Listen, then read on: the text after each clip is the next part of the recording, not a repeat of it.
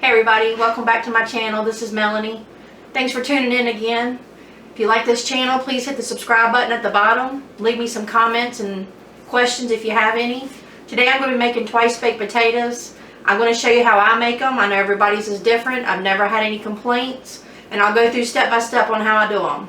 Hope you enjoy the video. Like I said, drop a comment in the link below and I'll answer any questions you got. Thank you. Alright, so the first thing we want to do is we want to pick out some potatoes. I usually try to get my potatoes all about the same size so they all cook evenly. Another thing that I use, I do buy a big box of these green scrubby pads at Sam's. And I cut them up into smaller pieces. I know this sounds weird, but I do scrub my potatoes with a clean one. So I usually get a clean one out of the box and I scrub all my potatoes with it. And I usually just scrub them in cool water. That's your preference. But I like to get them wet, and then I come in and I scrub them really, really good. Make sure you get all the little crooks and crannies.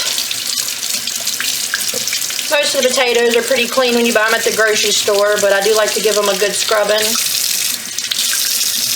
I'll go through and I'll scrub all my potatoes, and then I'll show you the next step. Alright, so my next step is I got all my potatoes washed really good. They're still a little damp, so now I'm going to coat them with salt. I'm going to use a liberal amount of salt. You're not going to taste it in the side of the potato. I know my husband and my son like to eat the skins. So I put a lot of salt on there like that. And I've cut my butter into chunks. It's a little soft, and I usually put 2 pats of butter on it. And I like to double wrap mine. It helps to clean up. It also seals in a lot of the heat. Once you get it all wrapped up, put it on your pan. I'll fill my pan up and I'll come back and show you my next step. Alright, I got all my potatoes wrapped. One thing I want to note, I did not poke holes in these potatoes. I've probably done these potatoes 100 times. I've never had any bust open or explode in my oven. I double wrapped them in foil. I did put the butter and the salt on them. And for baking, I use my toaster oven a lot. It doesn't heat up my house as much. I get the same result. I find if I'm baking something like this or macaroni and cheese or baked beans, I get the same effect as if I was using my big oven. It's just quicker. It's right here on the countertop. It's a lot easier. So I'm going to put these in the oven at about 375 for about an hour. After an hour, I'll check them. I'll take a knife and poke in them, make sure they're done. And then once they're done, I'll show you the next step.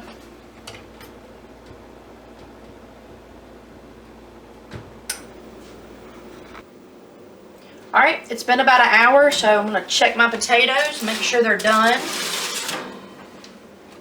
Get them out.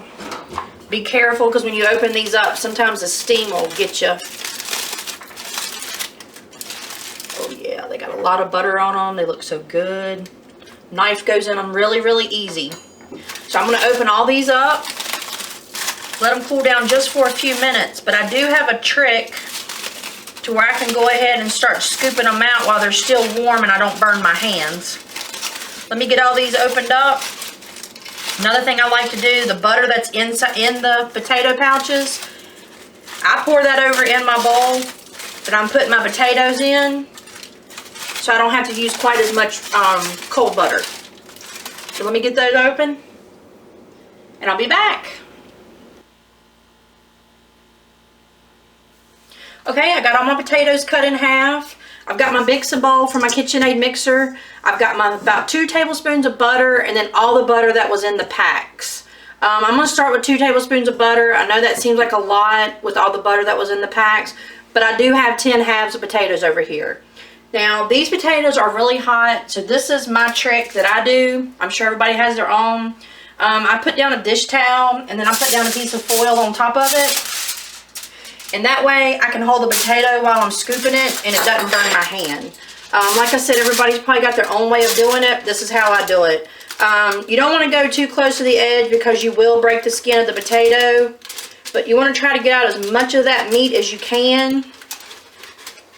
And then we're going to be taking it over to the mixer and adding all kinds of yummy goodness to it. Making them twice baked potatoes. So I got one done.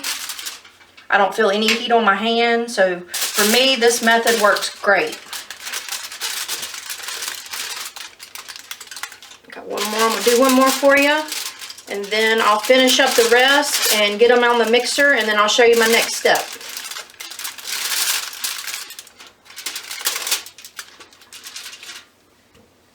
And you don't want to lose any of that potato because that is some goodness. All right, I got my second one done, and we'll be back in a minute. Okay, I got all my potatoes scooped out. This is what they look like, all hulled out. Got most of the meat out of them. I got them in my mixer bowl. Right here, this is what they look like when you take them out. All the butter's in the bottom. So I'm gonna put my attachment on here. All right, I have chopped up some bacon that I fried this morning. I cooked 2 pounds this morning. We ate on it for breakfast, and I had a bunch left over. So this is probably about 3/4 of a cup of bacon chopped up. You chop it up however fine you want it. We like it kind of chunky, so I just use a pair of kitchen shears and chop it up. I'm gonna put that over in there. And I also grated some cheese. Now, cheese is to your preference. We like a lot of cheese. I will say whatever cheese you put in it, you need to save some for the end because you are going to put some cheese on the top. So I'm just going to use 2 big handfuls to start out. I do use my hands a lot in the kitchen. I have washed my hands several times, so they're clean. And then I'm just going to cut my mixer on low and let it mix together. And it should come out looking like mashed potatoes when it's done. I will scrape the sides a couple of times as it's mixing to make sure that it doesn't stick on the sides and I get everything all incorporated. It's starting to look really good. I'm just gonna scrape down my sides a little bit. Anything that's on the bottom, I'm gonna kind of bring to the top. And I'll mix it one more time. And that looks really good. And I'm gonna raise up my mixer head and get as much potatoes because you don't want to leave any of that on there. Let's get this cleaned up and get it over in the sink. And then I'm going to show you what it looks like when it's all mixed up, ready to go in the potatoes. Looks like good mashed potatoes. And I'll be right back and show you how we put them in there. Okay, all of our potatoes are ready. The mixture's all mixed up, scraped down from the side, and I'm just gonna start filling the potatoes. This is your preference, how much you wanna put in each one. I usually start with a big dollop in each one until I see how much I have left over. And then with what I have left over, I go back and fill in. And I will say, a lot of people put sour cream or cream cheese in their twice baked potatoes. My family is not a fan of cream cheese or sour cream, so I leave that out. But if you were going to add that, I would add probably about a half a block of cream cheese or about a cup of sour cream, depending on your preference. You can add other things in there too. You can put some onion. You could probably put pretty much anything that you want to add in there. This is just the base to get you going on twice baked potatoes. Make it your own.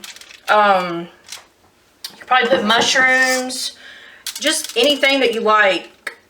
I usually just do this recipe and my family loves it and eats it up. So as you can see, I've filled them all. Now I'm going back and I'm just adding little bits here and there, trying to get them all about even. And once I'm done doing all this, I'm going to top it with cheese and I'm going to put it back in the oven for about, you're just really heating it up, melting the cheese on top, about 15-20 minutes, about 350. You don't want to leave it too long or your cheese will get hard on top and get all brown and crunchy, unless you like that. We don't. So I usually leave it in there for about 15-20 minutes, let the cheese on top melt really good, and then they're ready to eat. And they also heat up really good the next day. My family loves to eat them as leftovers the next day. So make extras. That's what I do, and then they'll eat on them for a couple days. So now all my potatoes are full. Now I'm going to top it with some cheese. Like, again, this is your preference on how much cheese you want to add. I'll start off by putting a little bit on each one and then see what I got left over, and then go back and fill it in. And it's really simple from here on out. Like I said, put it in the oven, 350, 15-20 minutes, just long enough to melt the cheese. This would be good with hamburgers on the grill. We're actually doing chicken and steaks on the grill tonight. We're going to have this. This is my son's favorite. It's a good side dish for just about any meal. So I hope you enjoy, and I'll show you what the end result looks like when they come out of the oven. Alright, the potatoes are almost done. They've been in there about 20 minutes. Had them set about 375. Timer should be going off. Tonight we're having steaks on the grill, grilled chicken, some corn that we put up last summer that I vacuum sealed. I think we put up about 250 ears. I'm having squash and onions and these twice baked potatoes. I love to cook. I like to try new things. And here's the potatoes. If you like them a little more golden brown, just leave them in there a few more minutes. Or you can also put it on broil. But I hope you enjoyed the video. Like I said, please leave a comment in below and I'll be more than happy to answer any questions. Subscribe to my channel and I'll be bringing you some more cooking videos. I love to bake and I also do lots of different crafts. Thanks for joining me. Have a great night.